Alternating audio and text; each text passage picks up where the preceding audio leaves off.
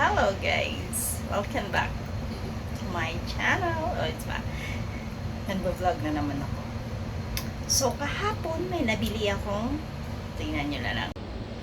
Alam nyo, pag ang Pilipina nakakita ng dahon ng sili sa market, pipili yan.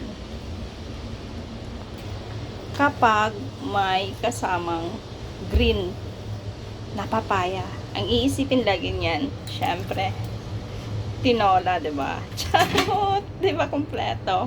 Yun, ang lulutuin natin for today ay tinola. First time ko magluto ng tinola dito sa Hong Kong. 22 years na ako dito, guys. Pero ngayon pa lang ako magluluto ng tinola. Diba? Ewan ko na lang. Tingnan natin kung magiging masarap. Char! Yung ating mga sangkap, sibuyas, bawang, at tuya.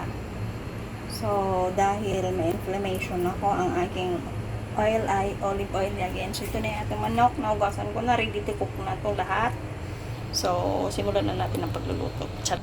Ayan. Mainit na yung aking paglulutuan. So, konting mantika lang. Nagtitipid ako.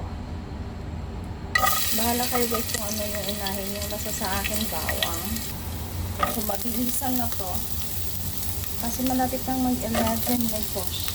Sinabay-sabay ko na lahat. Nakahalo din naman yung mga yan. Importante, meron tayong pangsangkot sa ating manok para hindi malansa.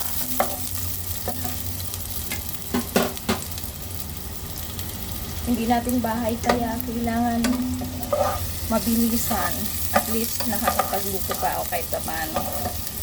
Ayan, mabango na siya. So, ilalagay ko na rin yung ating chicken.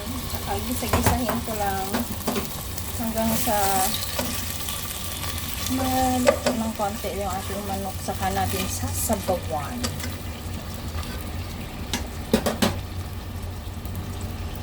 Habang nagsasangkot siya guys, ilagyan ko na siya ng asin at lalagyan ko ng durog na paminta.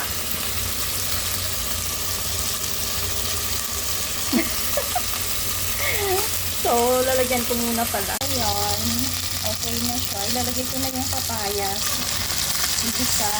Kasi alam niya yung manok kasi dito sa Hong Kong. Madali siyang maluto. Hindi tulad sa atin yung native na manok, diba? Matagal ang maluto. Ito mabilis lang. So, halos magkasabay na yan silang maluto ng papayas. So, ayan.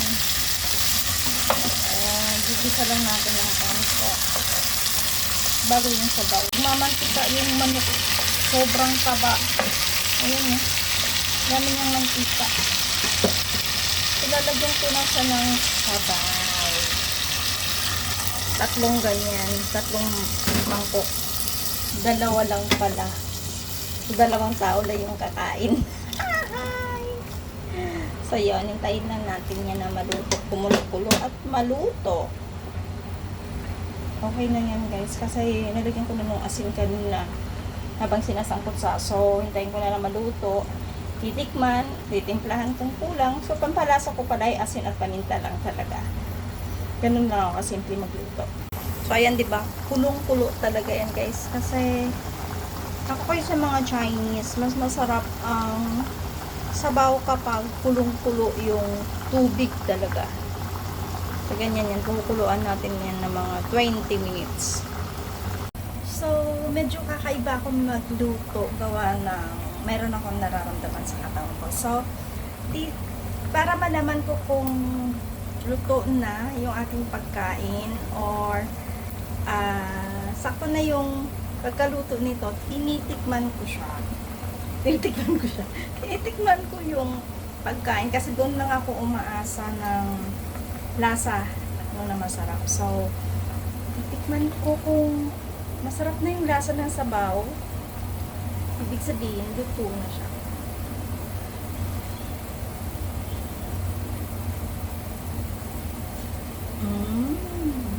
Parang, hindi ko alam pero sa ilong ko kasi, habi ni nanay, marinis yung lasa. So, ganun na siya. Pinakuluan ko siya ng medyo matagal. Yung kulong-kulo bago ko hinaan yung apoy. Saka hinayaan ko lang siyang nag-simmer, parang ganon. So, ang sarap na niya. Sarap ng lasa ng manok. Hindi na kailangan magdagdag ng patis. Pero kung trip nyo, pwede kayo magdagdag ng patis. Diba? Sige nga, bigyan natin ng konti. Ang patis na isang kutsara lang. Para konti. May konting may konting alat. Bawal ako sa maalat eh. Ayan, konti lang. Medyo bawal tayo sa maalat, no? Kung nakita niyo yung aking video nung nakaraan, ako ay may problema sa kidney. Saka sa liver. So, ang aking mga ulam madalas walang toyo. Then, saka ko ilalagay yung ating malunggay. Malunggay! Gusto ko ng malunggay. Ayan, malunggay tuloy.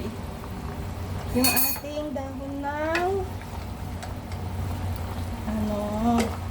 ba yan? Loading! Luto na yung ating, syempre papaya.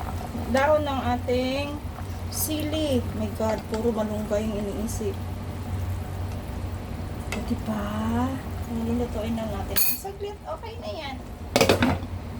So, ayan guys, it's done. Luto na ang ating tinulang manok.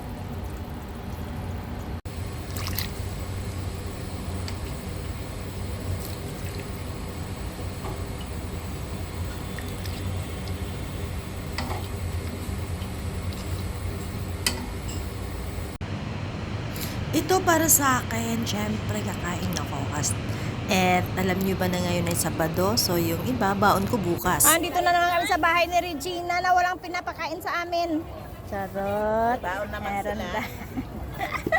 Siyempre, meron kaming tinola, may pansit. Tinatago niya yung kanya, oh. Oh, yan, may tinola kami. Tsaka ampalaya, oh, diba? Tapos tatlo lang kami kakain. Carlo, si Betchay. Si Betchay. Si Betchay asan? Tatlo lang kami kakain. Yan. Betchay ang ate. Nakadami siya ng cravings. Ano yun nga kung mainit? Tangina mo! Ibos, balanghoy, mais, saging Nag-ring pala. yun ah. Wala kami karapatang mag-craving kasi wala pang sahod. Ibos. Ano ba yun? Suman, balinghoy. Suma. Balinghoy. Saging. Ano ba balinghoy?